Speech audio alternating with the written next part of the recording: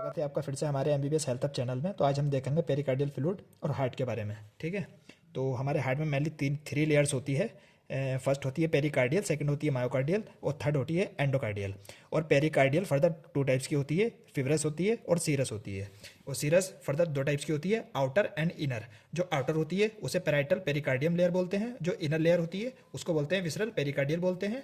Between this, इन दोनों layers के बीच में क्या होता है, पेरिकार्डियल कैविटी होती है और जिसमें क्या होता है, filled with the serous fluid. इसमें क्या होता है, सीरस फ्लूइड इसमें भरा होता है जिसे हम बोलते हैं पेरिकार्डियल फ्लूइड। और इसका अमाउंट कितना होता है पेरिकार्डियल फ्लूइड का, 15 to 35 ml होता है। यही हम फंक्शन किसकी बात कर लें तो रिड्यूस करता है friction between layers during the construction. दो लेयर के बीच में फ्रिक्शन लगने वाले को ये रिड्यूस करता है ड्यूरिंग द हार्ट कॉन्ट्रैक्शंस। और sometime due to bacterial infections, bacterial infection में पेरिकार्डियल फ्लूइड जो होता है और नॉर्मली इसका जो अमाउंट होता है पेरिकार्डियल फ्लूइड का वो होता है 15 to 35 ml होता है। और इसका इन्फेक्शन, जब बैक्टीरिया का इन्फेक्शन होता है तो इसका पेरिकार्डियल फ्लूइड का अमाउंट पहुंच जाता है 150 ml से लेकर 1 लीटर तक पहुंच जाता है। उस कंडीशन को हम बोलते हैं कार्डियक टैम्पोनेट या फिर पेरिकार्डियल इन्फ्यूजन। इसके साइन एंड सिम्टम देख लेते हैं। इसके पल्सेस पैराडॉक्सिस होता है, जब भी पेशेंट इनहेलेशन करता है, सांस लेता है तो फॉल डाउन हो जाता है, ब्लड बीपी जो होता है फॉल डाउन हो जाता है। उसमें क्या होता है, सेंट्रल वेनस प्रेशर इंक्रीज हो जाता है और कार्डियक आउटपुट इसमें डिक्रीज हो जाता है। और डिस्टेंडेड हो जाता है जुगुलर वेन का, जो गर्दन में जो वेन होती है वो फूल जाती है।